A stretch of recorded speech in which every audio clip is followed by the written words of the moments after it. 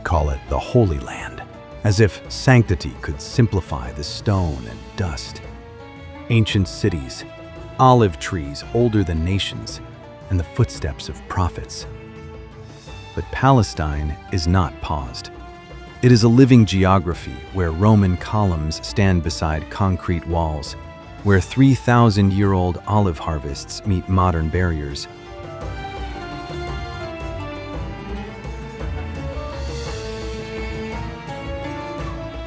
And where the past is not memory, but daily navigation. From Jerusalem's layered stones to the West Bank's urban pulse, from Gaza's coastal compression to the Dead Sea's lowest point, from Jericho's ancient springs to hillsides where olives write stories in oil and stone, this is Palestine.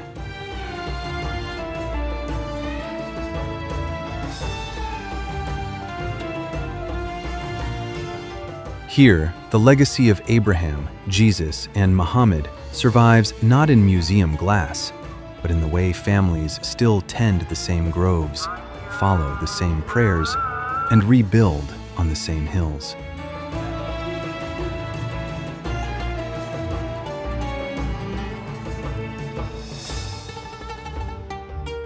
Prayers rise in 3 languages over the same 35 meters of rock.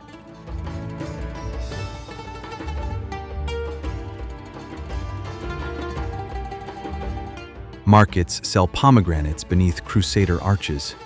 Checkpoints interrupt roads that once connected empires.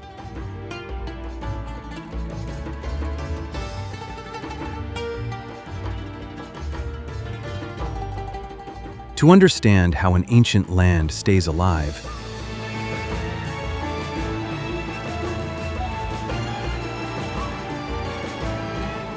we begin where all roads converge, the capital of memory.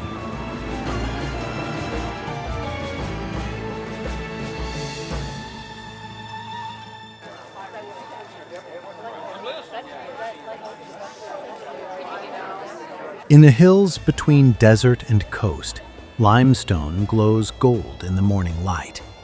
Narrow streets wind through stone that has been built over, built into, built around for 3,000 years. Bells ring, calls to prayer echo. Pilgrims move through shadows cast by walls older than most nations.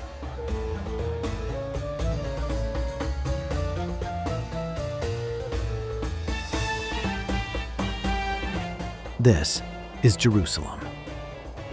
From above, the city unfolds in concentric rings. At the center, a golden dome catches the sun. Around it, stone walls mark the boundary of the Old City, less than 1 square kilometer holding the holiest sites of 3 faiths. Beyond the walls, modern neighborhoods spread across valleys and ridges, concrete and asphalt pressing against ancient stone.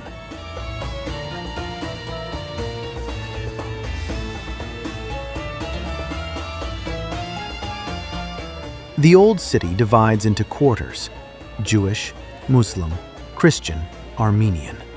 Lines drawn and redrawn by conquest, treaty, and time. Yet the divisions blur at street level. A cobblestone alley passes a synagogue, turns past a mosque, opens onto a church courtyard. Vendors sell prayer beads and postcards.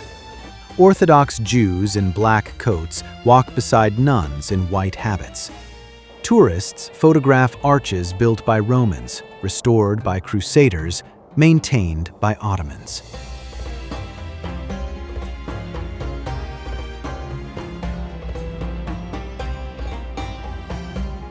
Roman columns lean against Ottoman gates. Crusader arches frame electronics shops selling SIM cards and adapters. Satellite dishes sprout from Byzantine rooftops. The past has not disappeared. It has been built over, built into, built around. Each era leaves its mark in the stone, a layer added to the record without erasing what came before.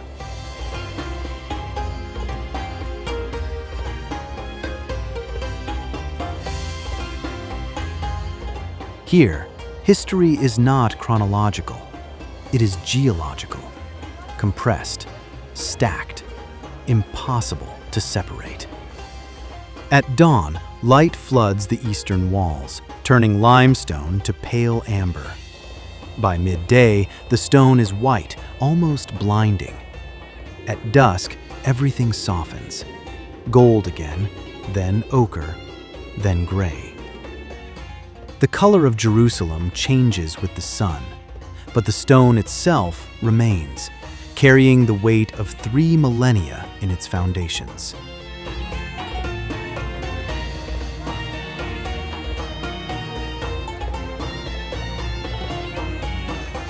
At the city's contested heart, stone becomes more than architecture. It becomes prayer. A plaza opens before a massive wall of limestone blocks, some weighing hundreds of tons, fitted together without mortar. This is the Western Wall, the last remnant of the Second Temple, destroyed by Rome in 70 CE.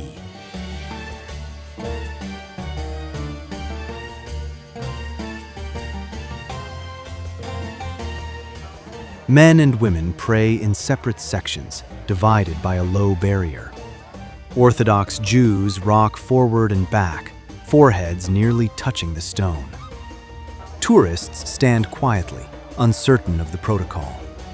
Bar mitzvah celebrations erupt in song and dance near the plaza's edge. Soldiers lean rifles against the wall and bow their heads.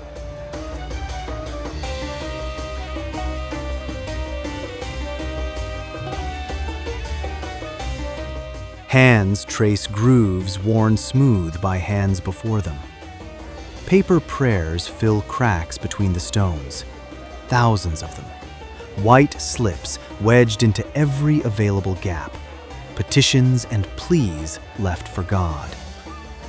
The wall does not simply stand, it receives.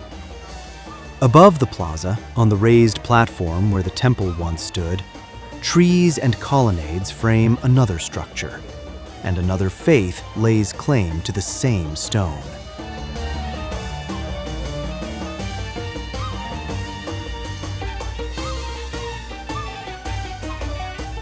Gold leaf catches morning light above limestone walls. The dome of the rock has watched over Jerusalem since 691 CE. Its octagonal base anchored to the stone where, according to tradition, Abraham prepared to sacrifice his son, where Muhammad ascended to heaven, where Solomon's temple once stood. From the air, the dome is a perfect circle of gold set against blue tiles and pale stone courtyards. Pilgrims move in slow currents around the shrine, shoes removed, voices low. Al-Aqsa Mosque rises to the south, its gray dome and minarets framing the southern edge of the platform. This is Al-Haram al-Sharif, the noble sanctuary, the third holiest site in Islam.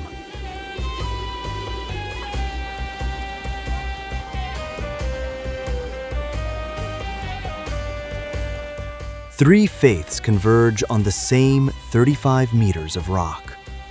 Prayers rise in Hebrew from the plaza below, in Arabic from the courtyard within, in a dozen languages from pilgrims threading through the gates. The holiness is geological, layered, compressed, impossible to separate. Non-Muslims cannot enter the dome itself.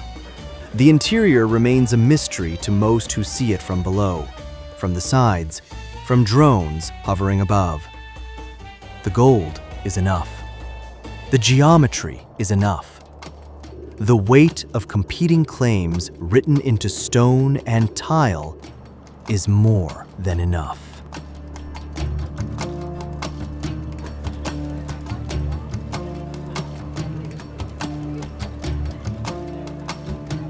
A few hundred meters west, another stone marks another event that split history.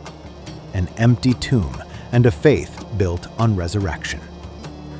The Church of the Holy Sepulchre rises from narrow streets in the Christian quarter, its stone facade weathered by centuries, its entrance held by scaffolding for more than 100 years. Inside, dim light filters through smoke and shadow. Incense hangs in the air.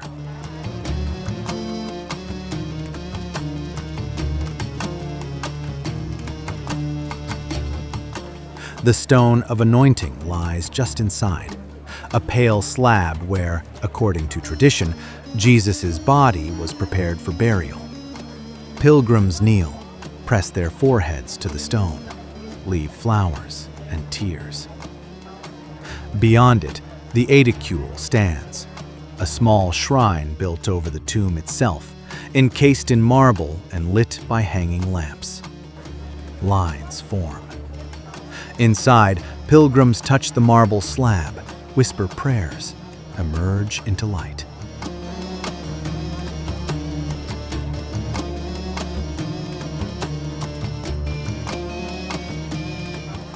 The church is shared by 6 Christian denominations: Greek Orthodox, Catholic, Armenian, Coptic, Ethiopian, Syriac.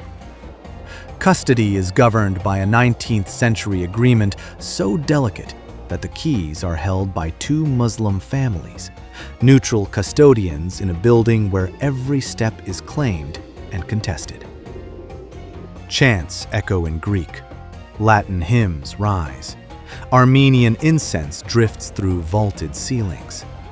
The church that marks an empty tomb is always full.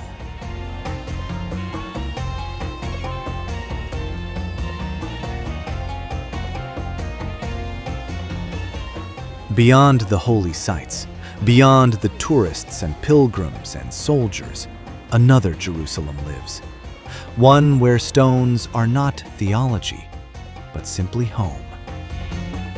The old city's eastern gate opens onto neighborhoods that climb the Mount of Olives, East Jerusalem.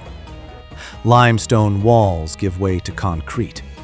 Laundry hangs from balconies. Markets sell vegetables, SIM cards, school uniforms. Children walk to school past barriers. Life happens.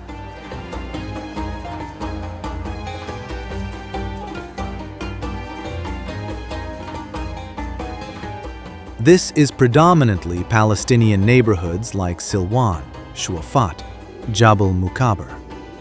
Annexed in 1967, residents hold permanent residency, not citizenship. Legal status contested. Daily reality, municipal services, and checkpoints. A few kilometers from pilgrims photographing the dome, children play soccer. Families shop for groceries. Men gather in cafes, smoking shisha, watching news.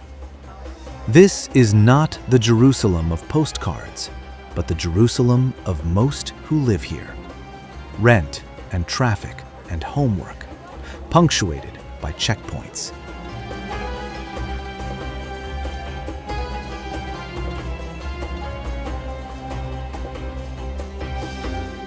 The same sun that lights the Golden Dome lights these rooftops. The same stone that anchors the Western Wall forms apartment foundations. Jerusalem is a contradiction made solid. Ancient capital and modern municipality. Sacred center and contested territory. 3 faiths claim the same rock. 2 peoples claim the same city. Tourists and residents move through the same streets, seeing different cities in the same stone.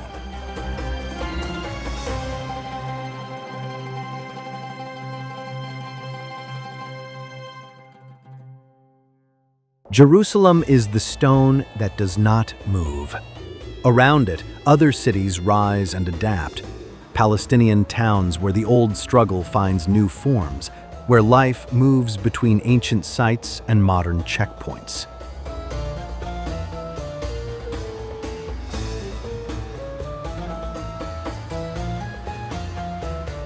South of Jerusalem, the road winds through hills where stone terraces climb toward ridgelines.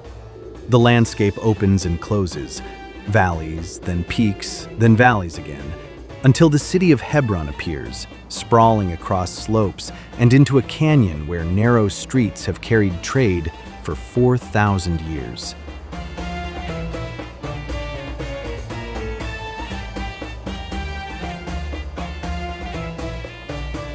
Hebron is not one city, but two, sharing the same stone but split by invisible lines that manifest in concrete barriers, soldiers, and streets where only certain IDs can walk. The old city folds into itself. Covered souks, stone arches, alleys so narrow that sunlight reaches the ground only at midday. Vendors sell olive oil in glass bottles, spices piled in conical mounds, vegetables stacked on wooden carts.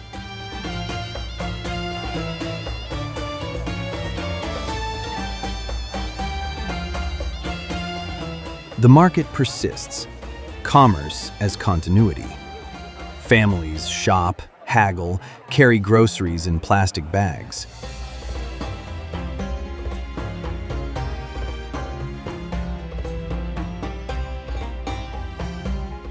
At the city's heart sits the Cave of Patriarchs. Muslims call it the Ibrahimi Mosque. Herod built the stone structure.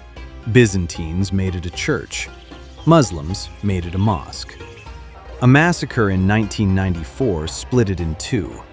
Now, part mosque, part synagogue, with separate entrances, separate prayer times, and soldiers at every threshold.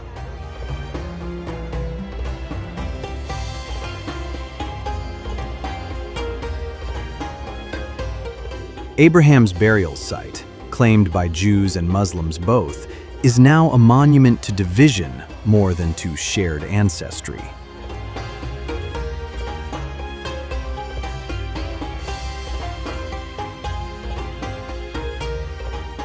Above the old city, a different population lives.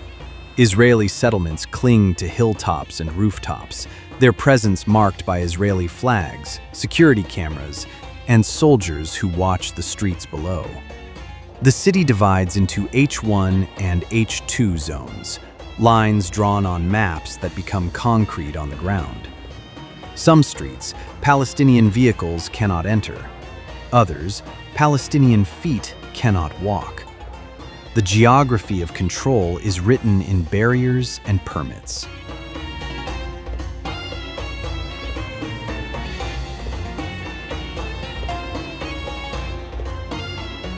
To the north, another ancient city faces division of a different kind. Not checkpoints within, but a wall that cuts it from without. Bethlehem sits on a ridge south of Jerusalem, its stone buildings climbing hills inhabited since the Bronze Age.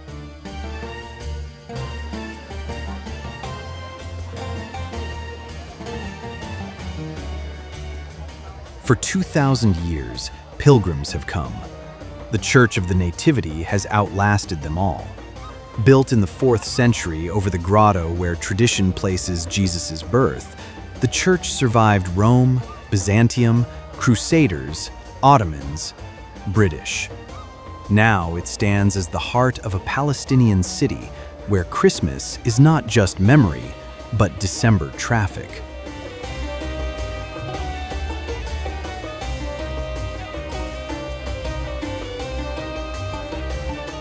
The church sits low and fortress-like in Manger Square, its entrance a door so small that visitors must bow to enter. The door of humility, narrowed centuries ago to prevent carts and horses from entering, or perhaps to force everyone, emperor and pilgrim alike, to lower their heads before God. Inside, dim light filters through high windows. Pilgrims descend narrow stairs to the Grotto of the Nativity, a cave beneath the church where a silver star marks the spot tradition assigns to the birth.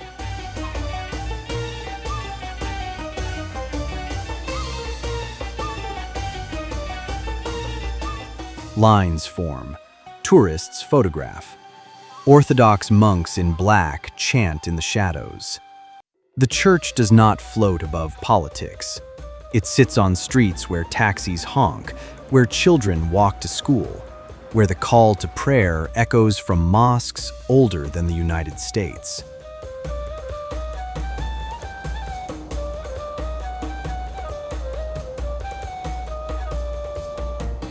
Beyond Manger Square, stone gives way to concrete. The wall rises.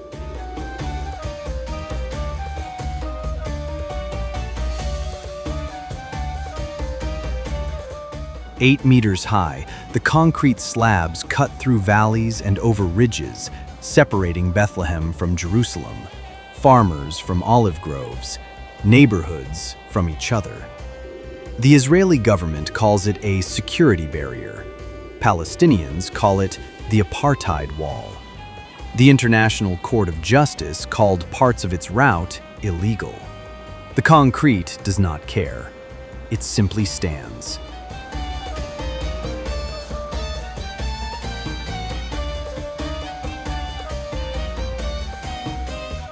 The Bethlehem section has become a canvas. Where the state intended silence, paint screams. Banksy's murals cover the gray. A girl with balloons floating toward the Israeli side. A flower thrower hurling a bouquet instead of a bomb. A dove wearing a bulletproof vest.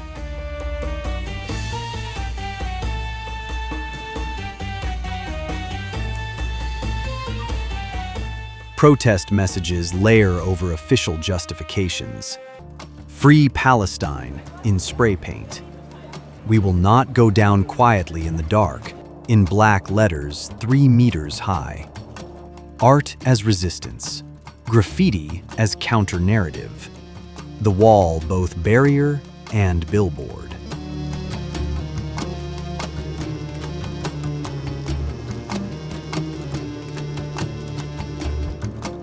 Guard towers rise at intervals, their mirrored windows reflecting the streets below. Checkpoints control the gates, turnstiles, metal detectors, soldiers checking IDs. Roads that once connected now end in concrete. The wall does not simply divide, it interrupts.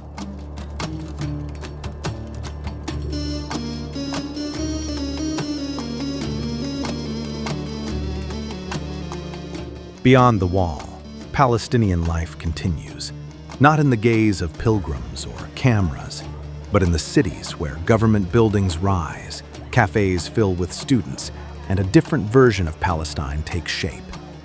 Ramallah climbs hills north of Jerusalem, its white apartment buildings catching the light at sunset, the Palestinian flag waving over government complexes, traffic filling streets that feel more like Amman or Beirut than like the ancient stones of Hebron or Jerusalem. This is not the Palestine of pilgrimage brochures. No crusader arches, no olive groves visible from downtown. This is traffic jams, government offices, smartphone screens, coffee shops where students argue politics over espresso.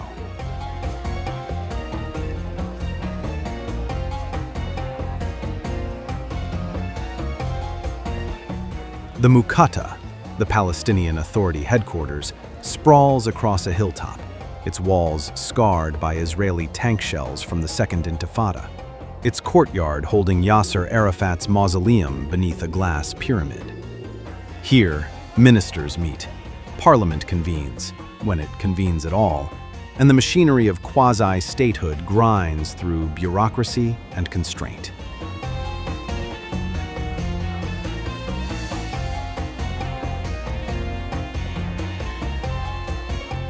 But Ramallah is more than government. Students argue politics over espresso in cafes where Wi-Fi is faster than in Jerusalem. Tech workers code in shared spaces funded by diaspora investment. Galleries show art that can't be shown in Hebron. Protests fill the streets on Fridays, then disperse. Life happens, which, given the checkpoints on every road in and out, is its own form of insistence.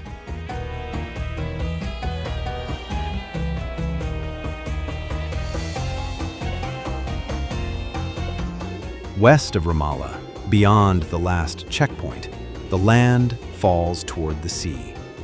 There, on a narrow coastal strip, lies a different kind of compression, where 2 million people live pressed between fence, sea, and border.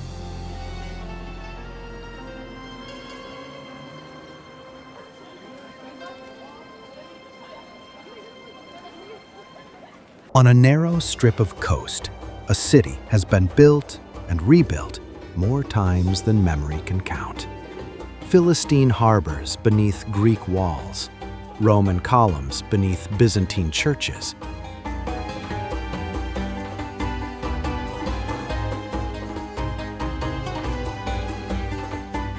Islamic fortifications beneath Ottoman quarters, beneath British barracks, beneath what stands now, or stood, or will stand again.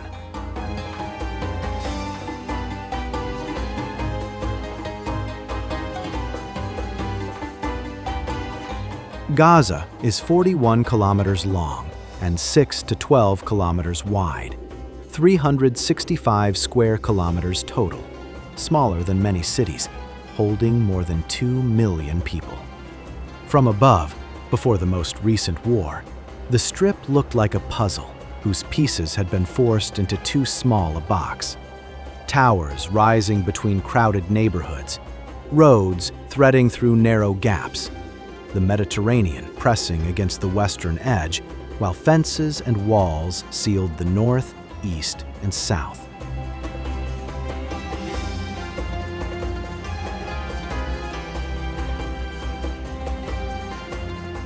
The city pressed against the sea, its buildings climbing over each other in search of space. Markets wound through ground floors.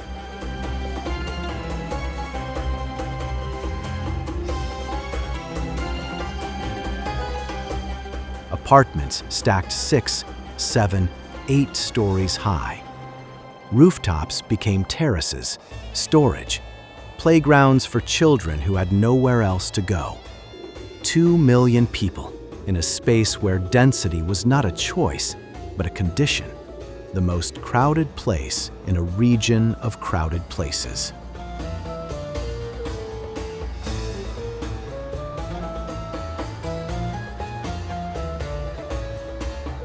The blockade started in 2007 after Hamas took control. Israel sealed the land borders. Egypt sealed its border to the south.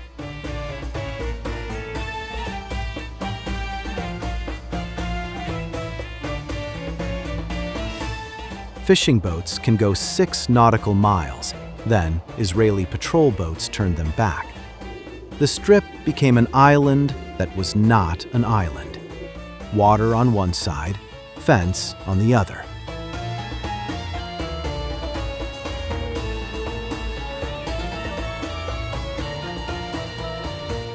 No airport, no port.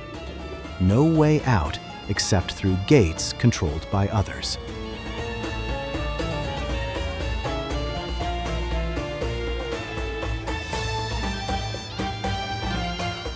Inside, life adapted.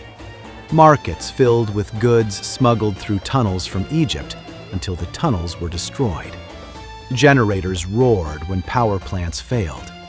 Water was rationed.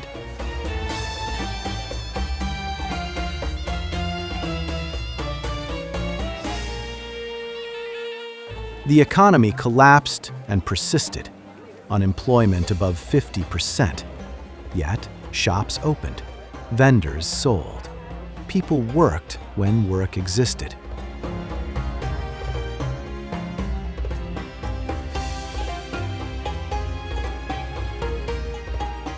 The pattern repeated: conflict, destruction, reconstruction. 2008, 2012, 2014, 2021. Each round leaving buildings in rubble, infrastructure shattered, families mourning.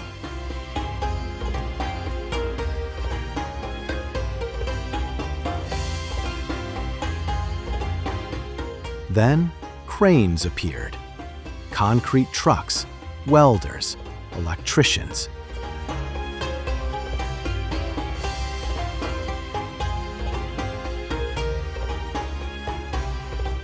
What was destroyed was rebuilt, sometimes in weeks, sometimes in years, always knowing it might not last.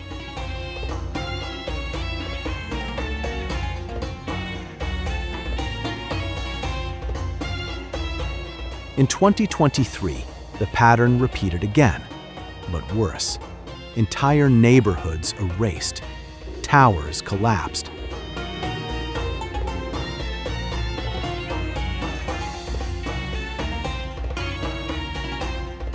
Hospitals, schools, mosques, churches, nothing spared.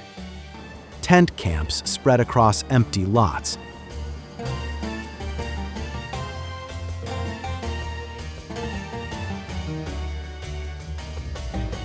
Families lived in structures made from tarps and salvaged metal. The sea still pressed against the shore. The fences still held.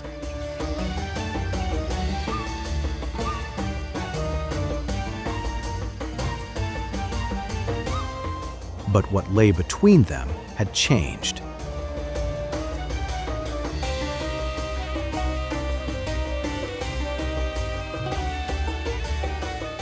Yet even in this, the pattern holds.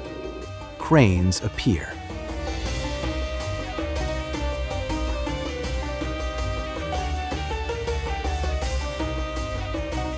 Concrete trucks return. What was rubble becomes foundation.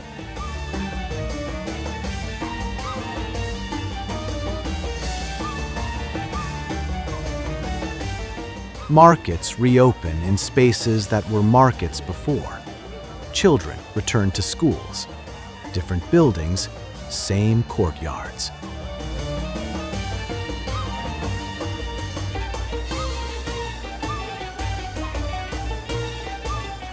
The city rises again, not because it is easy, but because there is nowhere else to go.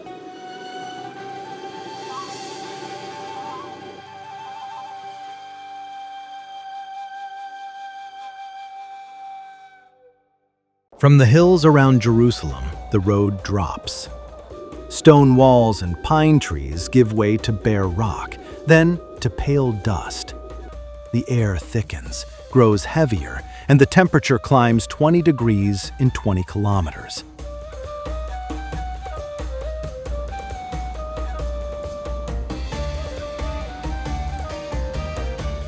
By the time the Jordan Valley opens below, green has vanished entirely from the ridges.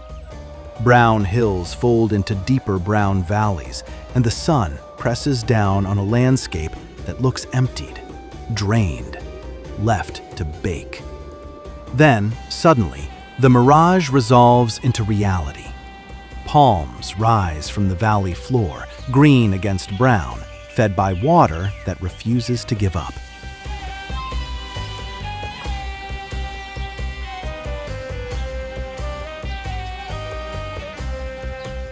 This is Jericho.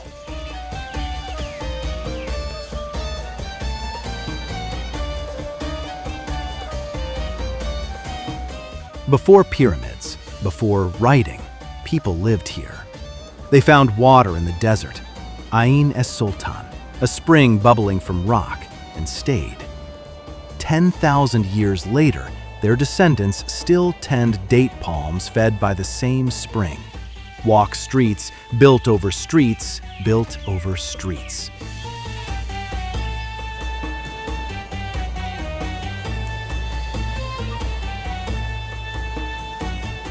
The archaeological tell rises from the valley floor.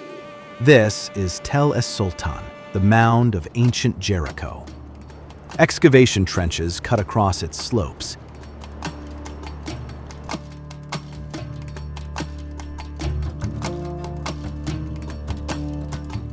Each stripe in the earth is an era. Bronze Age walls over Neolithic foundations, over settlements so old they predate pottery. 20 layers, 20 attempts at permanence.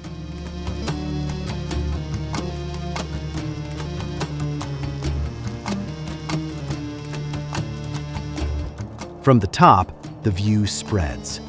Date palms stretching toward the Jordan River, the modern city clustered around green oases, and beyond, the brown folds of the Judean desert climbing back toward Jerusalem.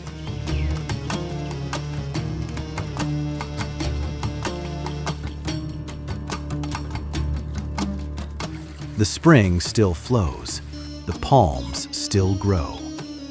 Water is memory here, older than conquest.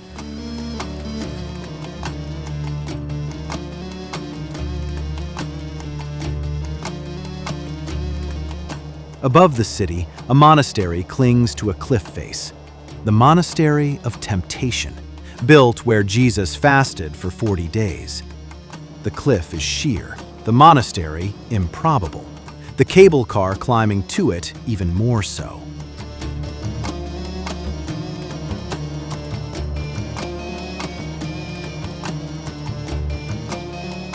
Jericho exists because water does. Ain es Sultan turns lifeless desert into green. The spring is the reason for everything. The first settlement, the walls, the aqueducts, the modern city.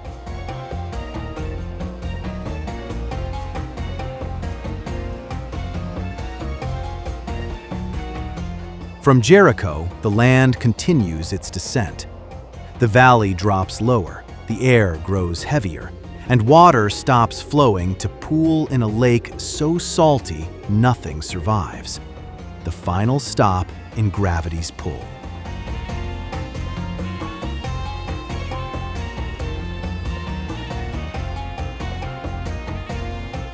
At 430 meters below sea level, the Dead Sea is the lowest point on Earth.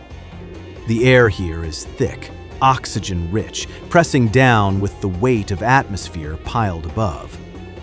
Water that reaches this point has nowhere left to fall. It evaporates, leaving salt in geometric crystals that grow until they collapse under their own weight.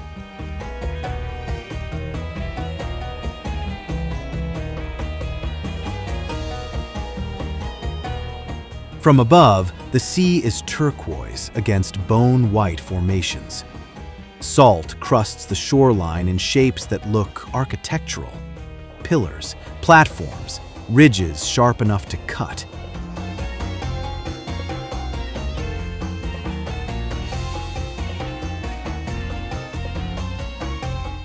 The water itself is slick, dense, buoyant enough to hold a body horizontal without effort.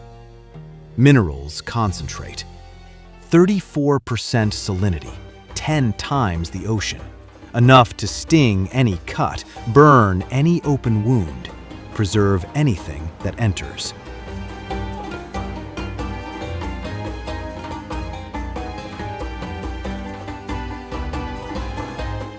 The Dead Sea does not recognize the lines drawn across it.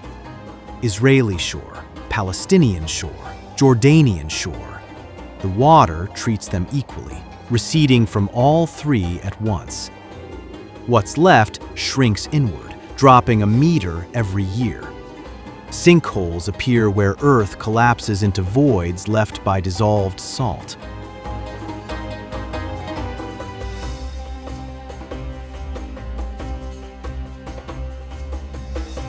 The southern basin has dried entirely, turned into evaporation ponds for potash and mineral extraction. Satellite images show the sea cut in half. The lower section, now a grid of shallow pools reflecting sky in unnatural blues and greens. What took millennia to fill is emptying in decades.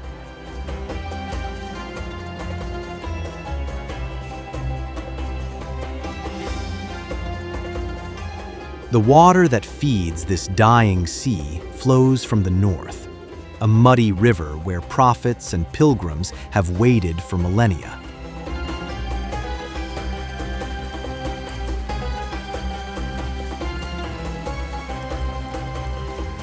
The Jordan River is not wide, not deep, not clear. It is brown, narrow, lined with reeds and flowing slowly south to its final rest in the salt. Yet pilgrims come from continents away to wade into this mud, to be baptized in water that looks nothing like paintings suggest.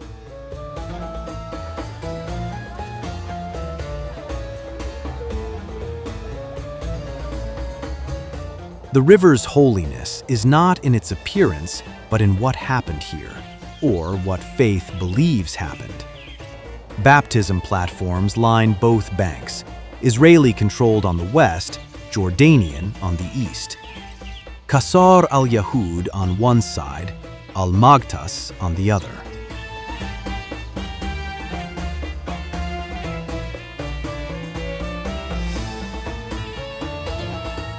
Pilgrims descend concrete steps into the river, white robes billowing in current, hands lifted, prayers spoken in a dozen languages. The water is the same on both sides. The border runs down the middle, invisible beneath the surface.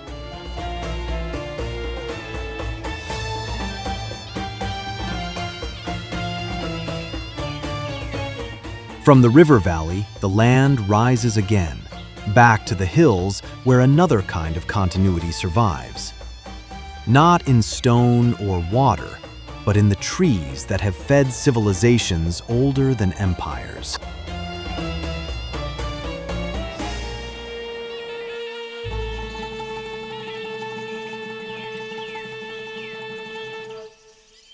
The hills west of the Jordan Valley climb back toward the watershed, leaving the valley's heat behind.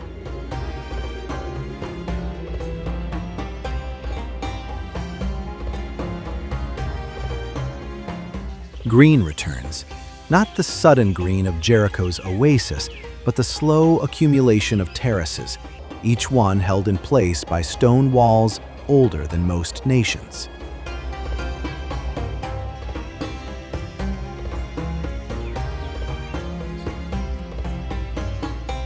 Olive trees cover the slopes. Some are young, 20, 30 years, their trunks straight, their canopies still forming.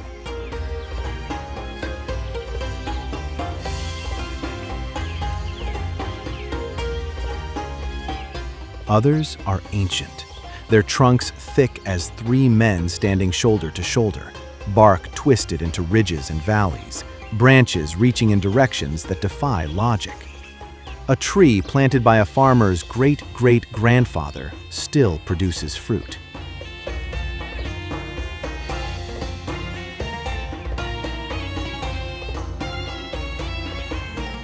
Its roots are deeper than any border fence.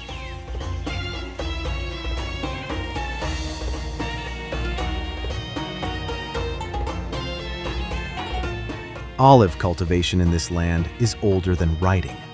Bronze Age farmers pressed oil 3,000 years ago.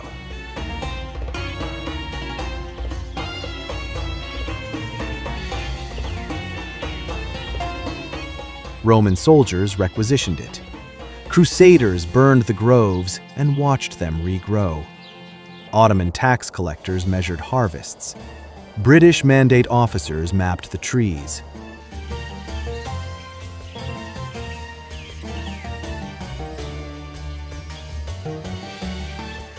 Through all of it, the olives remained.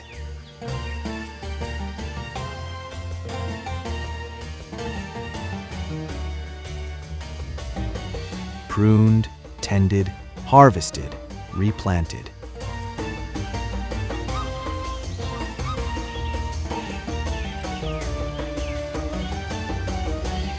The trees do not care about the names of empires. They respond to rain, to pruning, to the seasons. Drop their fruit whether the harvest is permitted or delayed.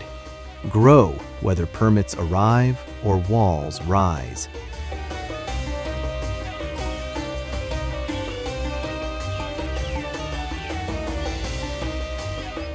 Agricultural, not political, yet caught in both.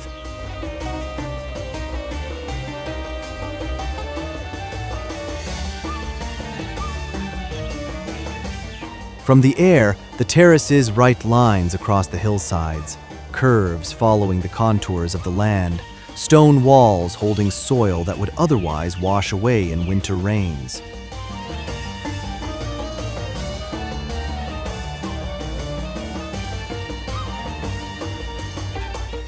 Each terrace is a sentence in a long story.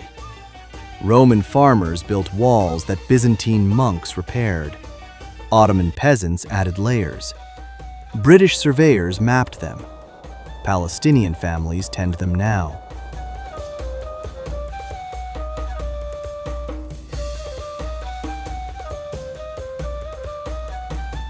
The walls stand because each generation maintains what the last one left.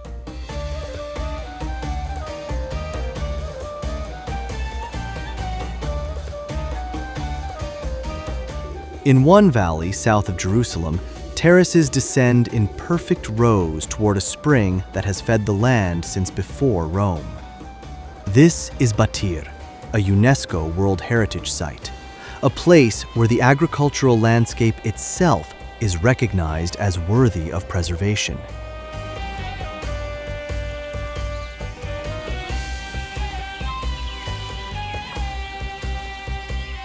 Stone walls step down the hillside like a staircase for giants.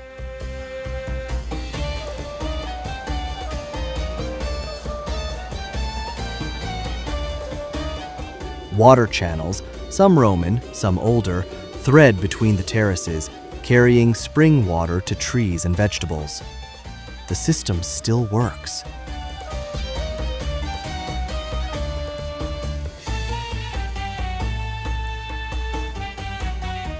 Not as a museum piece, but as farm. Families plant, irrigate, harvest.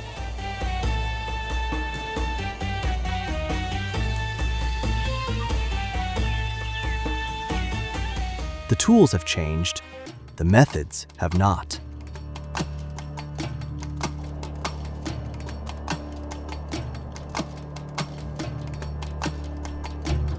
Every October, families return to the same trees their grandparents climbed. Tarps spread beneath branches. Hands rake olives into baskets.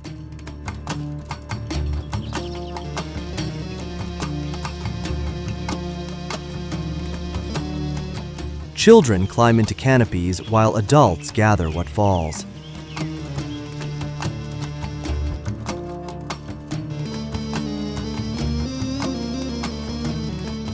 The knowledge is passed hand to hand. Which branches to prune, when to harvest, how to read the tree's yield. Some families press their own oil in small mills. Others take their harvest to cooperative presses.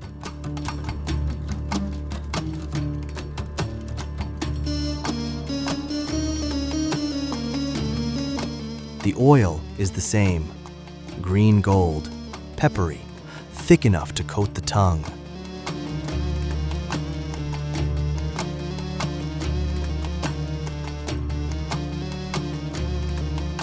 Olive oil is economy and identity. It is sold in markets, exported in tins, poured over bread at every meal.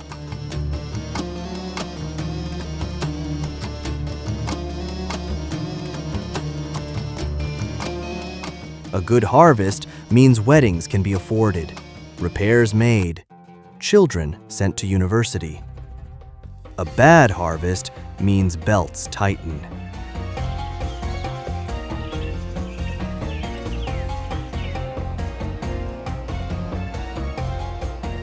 But not every harvest happens. Some groves now sit behind walls, permits required to reach trees older than the authorities issuing permits.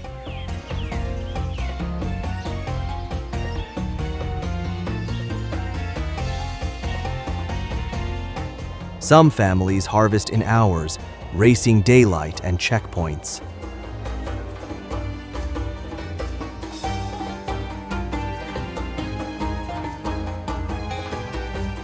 Others lose entire seasons to gates that do not open.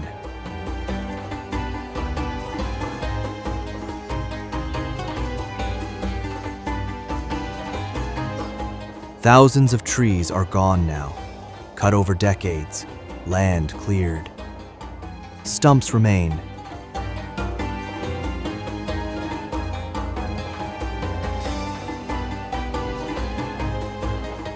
Pale wounds in the hillside.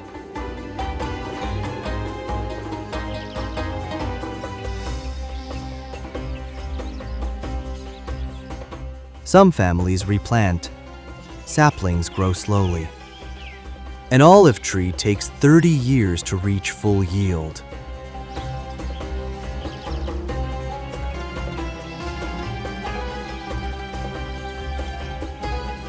Replanting is a choice that spans generations.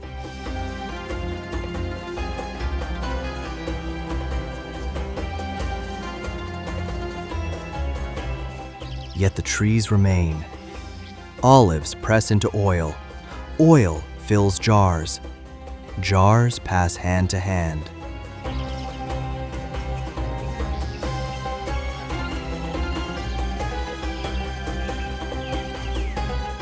The story continues, written in stone, water, and the oil pressed from trees that remember.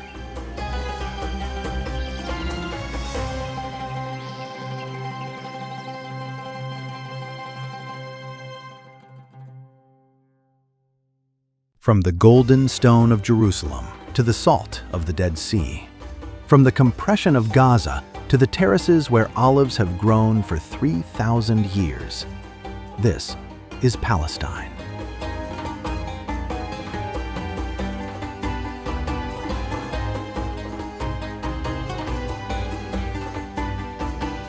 Not a place frozen in history, but a land where the past is present tense.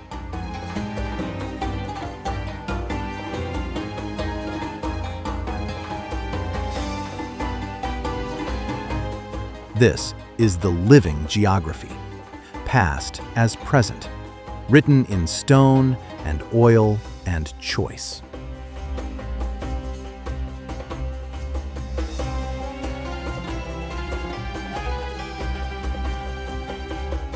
Where empires rise and fall and leave their layers, but the spring at Jericho still flows. The olives still press. The prayers still rise from the same stones.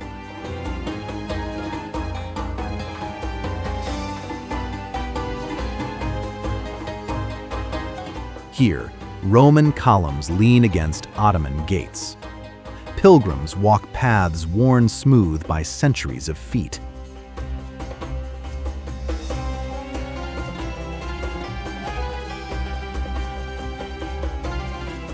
Families tend trees older than nations.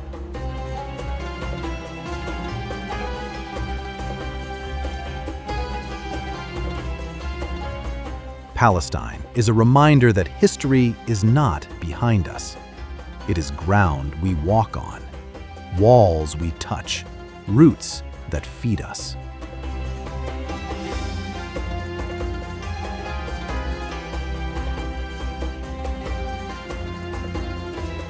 In a world rushing toward newness, this ancient land insists the past is not dead.